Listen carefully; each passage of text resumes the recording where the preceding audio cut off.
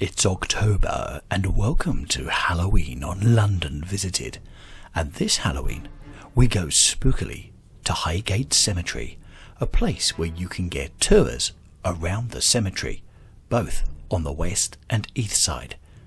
Join us as we take you around and share some tales from the cemetery, which are scary for Halloween. We start on the west side, and as we take a walk around, let us tell you about some of the things that have happened here at the cemetery over the years.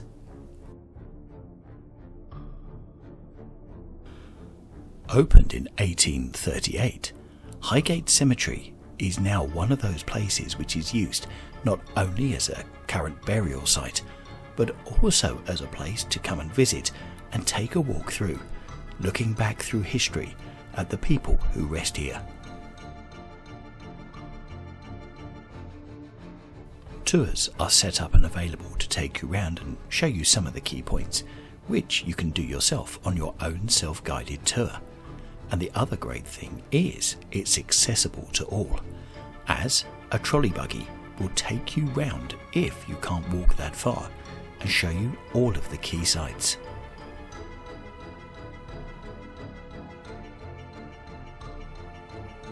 If, like many, you're watching this thinking, why am I watching a video on a cemetery in London? This is no ordinary cemetery. The monuments to the dead in Highgate Cemetery became more and more ambitious, and families started to outdo each other desperately on providing ostentatious resting places for their loved ones. However, the Second World War saw the cemetery's fortunes dwindling, and the once proud burial ground was abandoned. Rumours about cults meeting in the cemetery and holding ceremonies in the ruins of the cemetery started. The local newspaper, the Highgate Express and Hampstead, started receiving letters from frightened individuals who went through various ghostly encounters. One man wrote that his car was broken down near the cemetery, and he was terrified to have seen an apparition with red eyes glaring at him through the cemetery gates.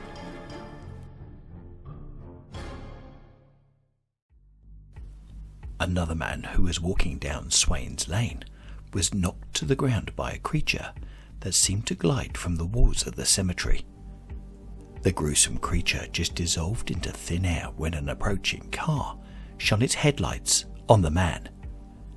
There is also a story of a ghostly cyclist working his way up a steep incline and frightened young mother almost out of her wits.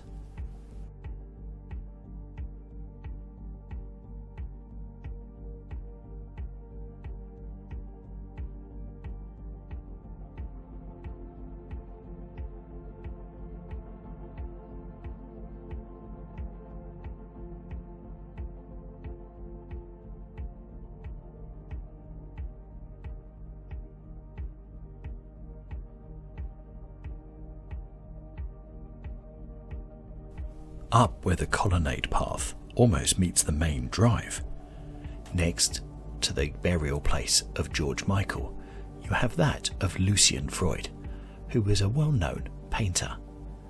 He was also someone that liked to keep himself to himself, and unbeknownst to him, of course, he was buried next to George Michael, who gets lots of visitors.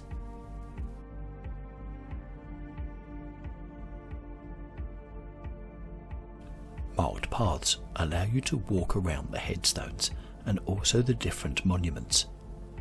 But do be careful, as it was once suggested that a vampire was on the prowl in the cemetery, and this led to a barrage of cameras, television crews, and journalists coming to the cemetery. The hunt for the undead was underway, but unfortunately, they did not find any.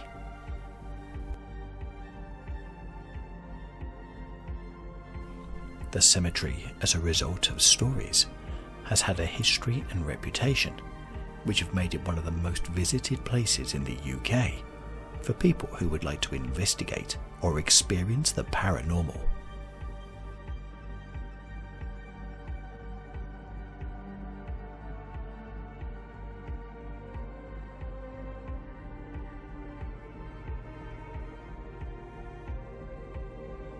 Here we find the final resting place of Alexander Litvinenko, poisoned by Russians at a hotel in central London with plutonium.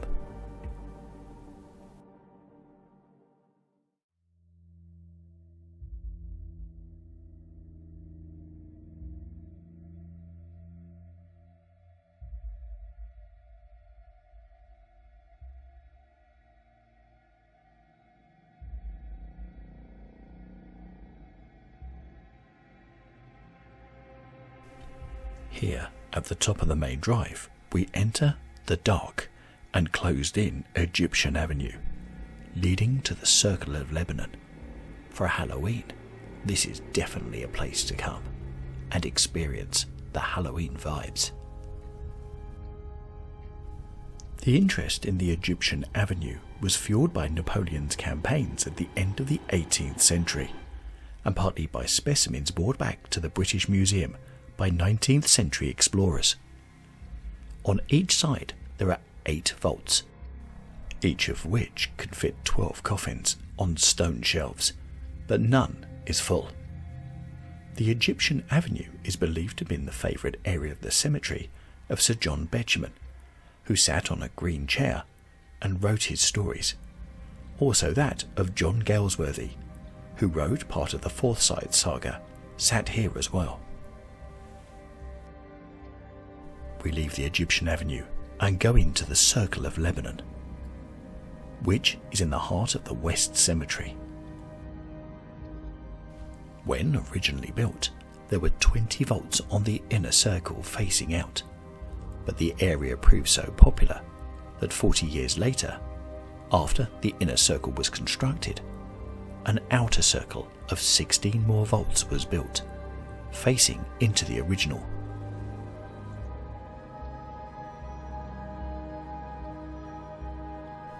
If you are a movie fan, you'll certainly recognise this area of Highgate Cemetery, as it was used in one of the Harry Potter films, which was The Fantastic Beasts and the Crimes of Grindelwald, where a big confrontation happened and was filmed in this exact part of the cemetery.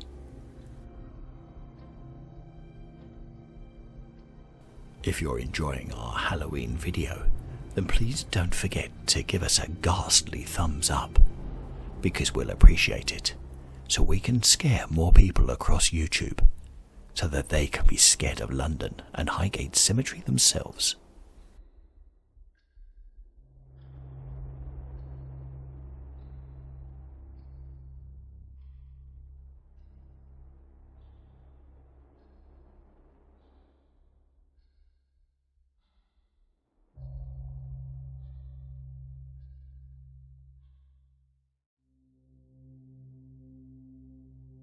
As we look across the Circle of Lebanon, we look above, and once upon a time there was a huge cedar tree at the centre point, which was thought to have been at least 100 years old when the landscaping was drawn up.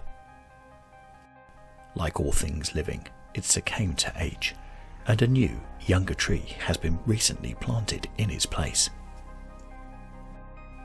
Just below the St. Michael's Church, these are the terrace catacombs, the highest point of the cemetery.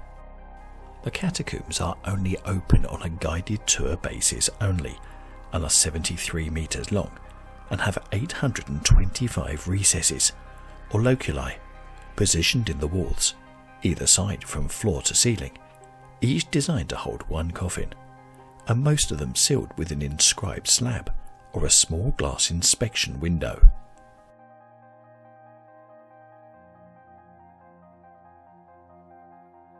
Recently, in 2012, James Dobbin captured a suspected spectre on his camera as he toured the historic Grade 1 listed cemetery. Mr. Dobbin, of East London, was visiting the graveyard off Swains Lane during a weekend trip with his girlfriend.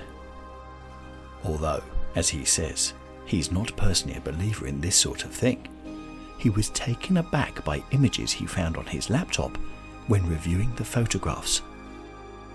He noticed in one of them what looked like an apparition of a late 19th or 20th century nurse in the background of a photograph.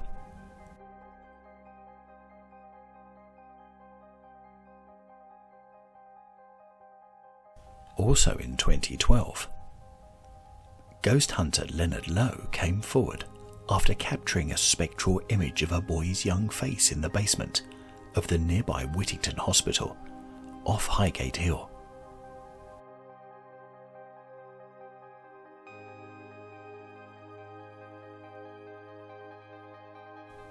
The movie studio Hammer used the site for filming their gothic horror films.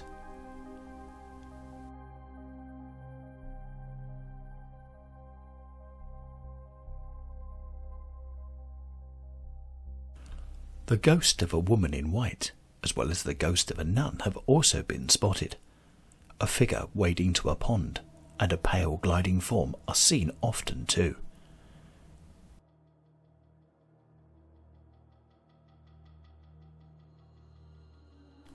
People have claimed to have heard heart-stopping banshee wails, whispers, bells ringing, and footsteps.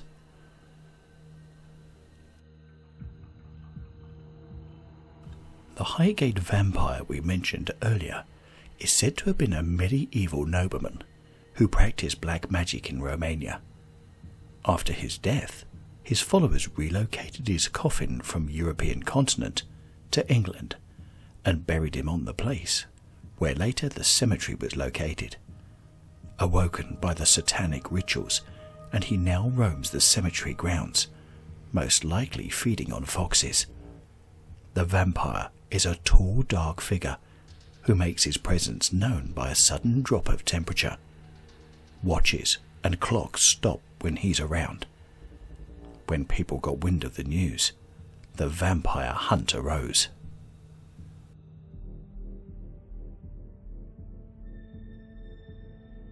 Here we cross Swains Lane from the West Cemetery to the East Cemetery on the other side of the road, one which is more popularly visited due to those that lay in memorial there.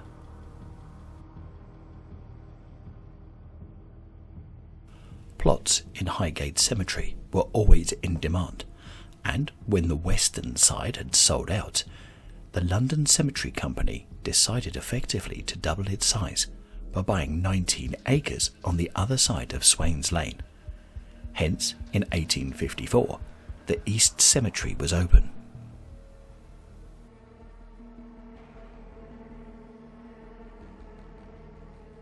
The graves of those in the east side of the cemetery include that of Mary Ann Evans, who was under the male pen name George Eliot. George Eliot is not the only writer. As you can see here, Douglas Adams, with pens being left by fans of Douglas Adams who pay their respects.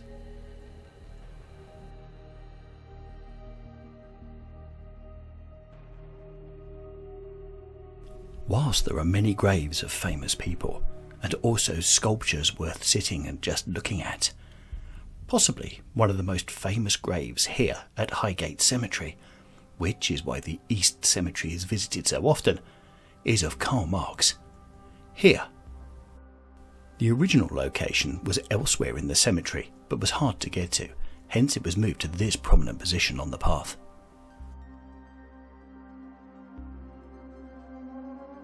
And for our final spooky story, on the 24th of December 1969, magician David Farrant saw a grey figure when passing the cemetery.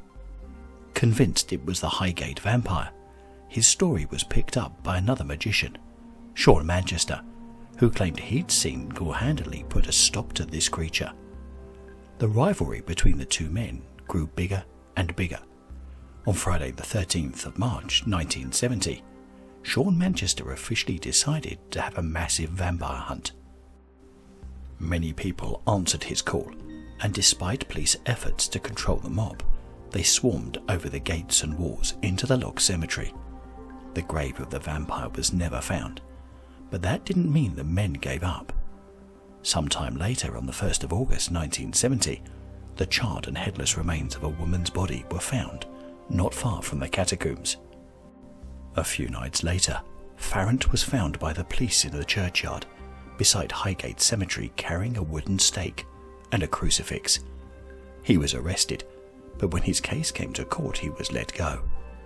rumours began to spread that Farrant and Manchester would meet in what was called the Magician's Duel on Parliament Hill on Friday the 13th of April 1973, which never occurred. The duel continued, and the vampire? He's still out there. Thank you for watching our Halloween Highgate Cemetery special. We hope you've enjoyed the tales, and we'll see you soon in our next video.